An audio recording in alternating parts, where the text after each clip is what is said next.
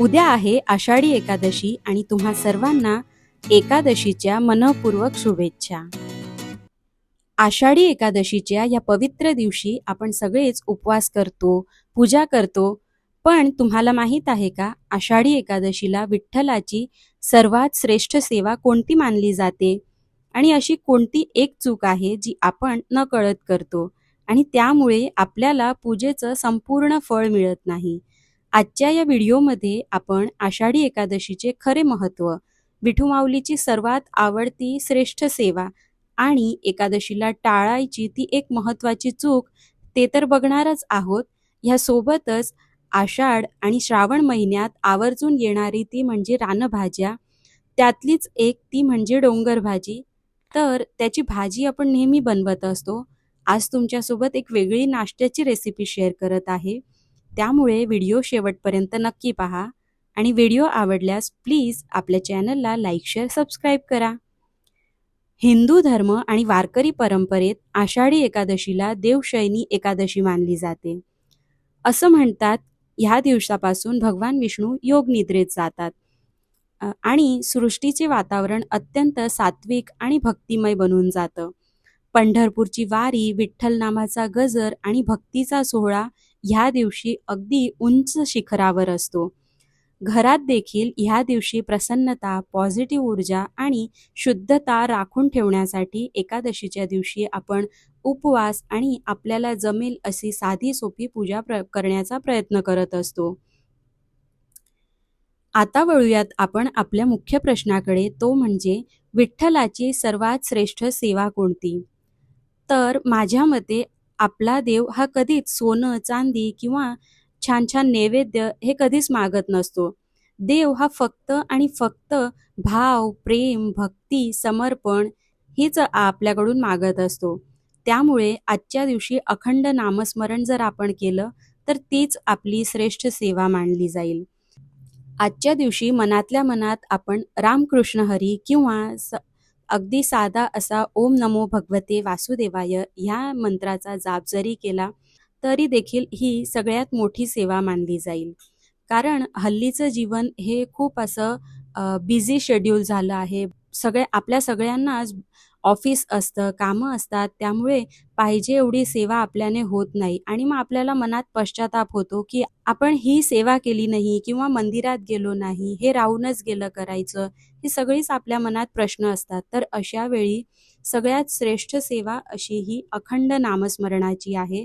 त्यामुळे आपण दिवसभरात कोणतीही कामं करत असू तरी देखील मनातल्या मनात आपण रामकृष्ण हरी किंवा ओम नमो भगवते वासुदेवाय हा मंत्र जाप आपल्याला करायचा आहे.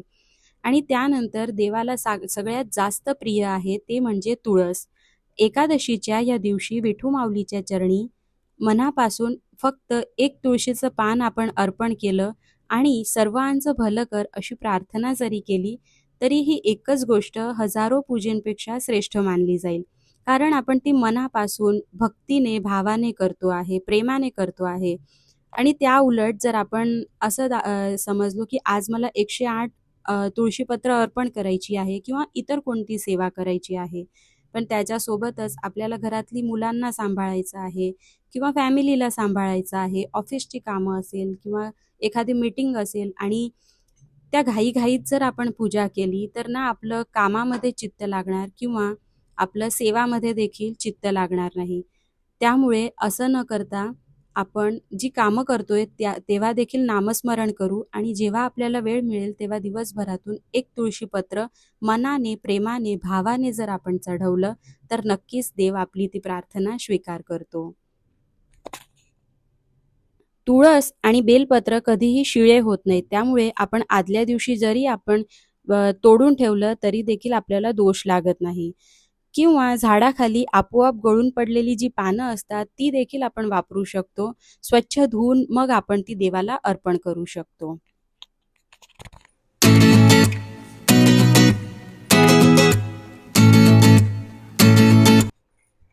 नमस्कार. आजच्या एका नवीन व्हिडिओमध्ये तुम्हा सर्वांचं मी निकिता अगदी मनापासून स्वागत करते. आज मी तुमच्यासोबत माझं मॉर्निंग रुटीन तर शेअर केलंच आहे, त्यासोबतच टिफिनच्या रेसिपी न शेअर करता आज एक वेगळी रेसिपी तुमच्यासोबत शेअर करत आहे. तर काल मार्केटमधून येताना मला ही भाजी दिसली आणि आषाढ आणि श्रावण महिन्यातच ही रानभाजी येत असते. त्यामुळे मला देखील दिसली तर मी 2 जोड्या याच्या आणल्या आहेत आणि आज आपण त्याचा नाश्त्याचा प्रकार बघूया. आषाढ आणि श्रावण महिन्यात निसर्ग देखील आपल्याला भरपूर अशा रानभाज्या देतो. त्यातलीच एक भाजी म्हणजे ही डोंगर भाजी. या भाजीची कुठलीही रेसिपी केली तरी ती टेस्टी तर लागतेच, पण आरोग्यासाठी देखील ही भाजी खूप गुणकारी आहे. पावसाळ्यात आपली पचनक्रिया मंद होते. या भाजीत भरपूर असं फायबर असतं, यामुळे पोट साफ राहतं आणि पचन एकदम उत्तम होतं. निसर्गात आपोआप उगवणारी ही भाजी पूर्णपणे केमिकल फ्री असते आणि याच्यात आयरन देखील भरपूर प्रमाणात असतं. त्यामुळे रक्ताची कमतरता किंवा अशक्तपणा दूर होतो. पावसाळ्यात वारंवार इन्फेक्शन होतं, इम्युनिटी आपली वीक होते. तर असे आजार होऊ नये त्यासाठी देखील ही रानभाजी आपल्या शरीरातली रोगप्रतिकारक शक्ती वाढवायला खूप मदत करते. जसं आपण इतर भाज्यांसाठी पेरणी करतो तशी ही भाजी होत नसते. डोंगरावर अगदी पहिला पाऊस पडला की ह्या रानभाज्या होतात. त्यामुळे माती खूप प्रमाणात असते. म्हणून भाजी आणल्यानंतर आपल्याला आधी एक-एक पान आपल्याला याची एक-एक पानं मोकळी करून घ्यायची आणि त्यानंतर पानाच्या आतमध्ये माती अडकलेली असते. म्हणून इथे मी कढईमध्ये पाणी घेतलं आहे आणि एक-एक पान असं पूर्ण डीप करून मग त्यातली माती काढून टाकली. त्यानंतर देखील सगळी पानं मी मोठ्या भांड्यामध्ये पाणी टाकून मग नंतर सगळी भाजी काढून घेतली पाण्यातून आणि निथरायला ठेवली. आता या भाजीला आपल्याला कट करून घ्यायची आहे. अगदी कांद्याची पात असते तशीच ही भाजी असते, त्यामुळे तशीच आपल्याला कट करून घ्यायची आहे. शक्यतो थोडी बारीक आपल्याला चिरायची आहे, कारण या भाजीचे आपण वड्या तयार करणार आहोत. कोथिंबीर वडी जशी बनवतो तशीच इथे मी बनवते आहे. एका परातीत 2 कप ज्वारीचं पीठ घेतलं, 1 कप बेसन, 1 कप अर्धा कप गव्हाचं पीठ आणि अर्धा कप नाचणीचं पीठ घेतलं आहे.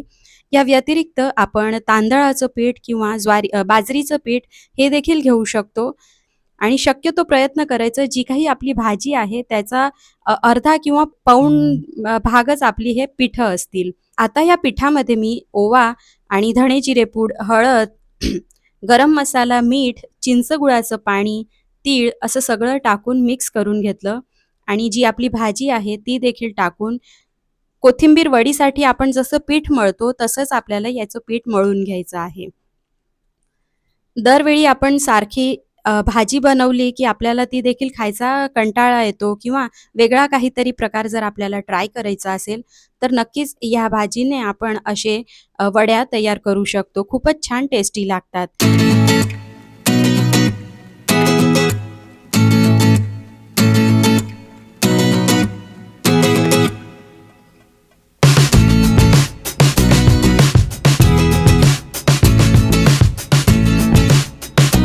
इथे मी सगळे मुटके बनवून घेते आहे आणि 20 मिनिटासाठी आपल्याला हे वाफवून घ्यायचे आहेत.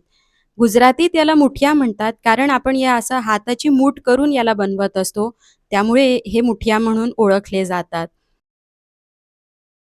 स्टीमरमध्ये पाणी छान उकळल्यानंतर आता आपण हा ट्रे ठेवून देऊ आणि 20 मिनिटासाठी आपण याला उकडून घेऊ.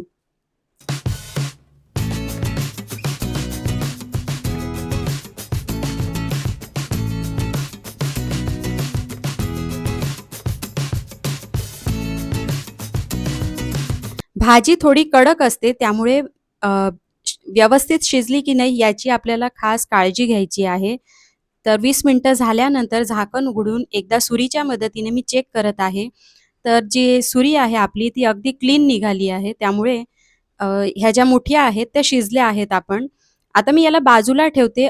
10 मिनिटासाठी थोडा रेस्ट देते म्हणजे जेव्हा कट करू तेव्हा खूप छान कट होतील. गरम-गरम कट करायला जमत देखील नाही, चटका लागतो आणि व्यवस्थित कट देखील होत नाही.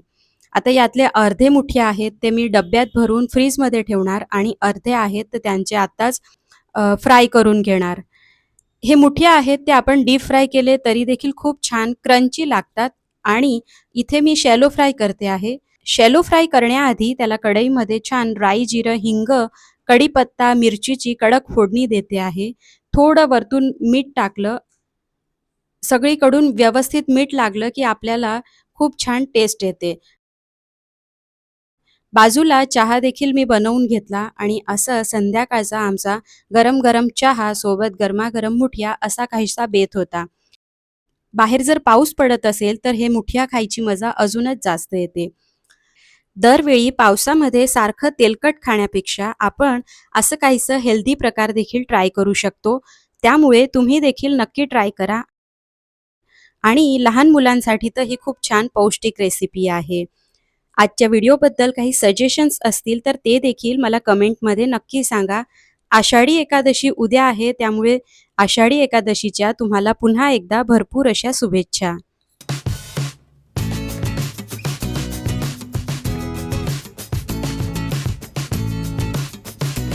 तर आता इथे माझा नाश्ता देखील बनवून झाला आहे आणि हीच रेसिपी आपण हे जे मुठिया आहेत तर ते आपण फ्रीजमध्ये ठेवले तर सकाळी मुलांना टिफिन देतो आपण त्यावेळेला देखील फ्राय करून आपण त्यांना देऊ शकतो.